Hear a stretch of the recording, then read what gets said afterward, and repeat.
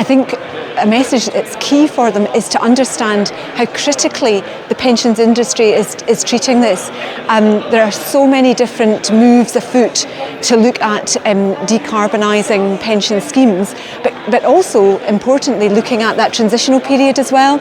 So I think part of this is about members and investors, for the industry to communicate really carefully and clearly what is happening, what actions are being taken, and vitally what difference pension investment can actually make to our success of decarbonisation. We're seeing a lot of commitments, a lot of targets, and vitally what we need to say are how those actions are being taken and what steps are being taken. So we are seeing a lot of people working very hard on that. Again, as I mentioned, we do need to look at the transition and make sure that this is calmly undertaken so that we have a proper transition and a successful decarbonisation at the end.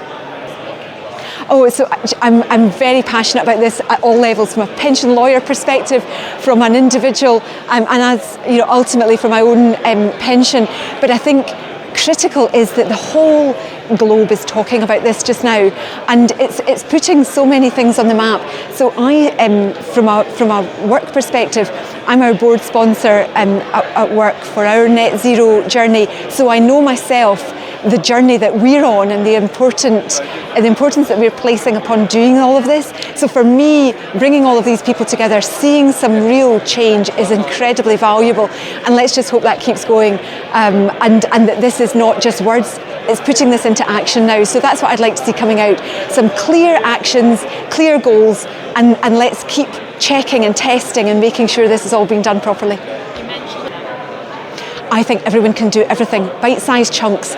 If you look at a problem that's too large, we don't overcome it. What we do is we take things calmly, we set down steps, and then we test against those steps. We might need to be fluid, we might need to alter, but we need to start the journey. But I think avoiding feeling overwhelmed is really important. There are many things underway already, and part of this is about education and people realising what's already underway.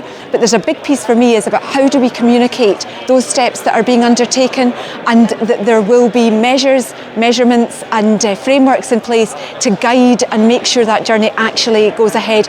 But nothing is ever too big to say it's too big to. I think, again, this is about reading the communications that come through to you, looking at what is actually coming out from your pension scheme, from your employer, from your provider, from asset managers. There's a lot of information there, and I think we as the industry need to make sure that's distilled down in a comprehensible, easy to understand way, but that information is there, and I think looking at that and saying, okay, what questions do I need to ask? What do I need to know?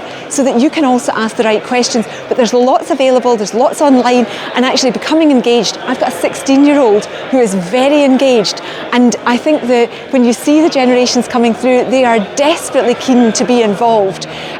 So yeah, I think there's lots of questions to be asked and lots to be answered. Yeah, so I think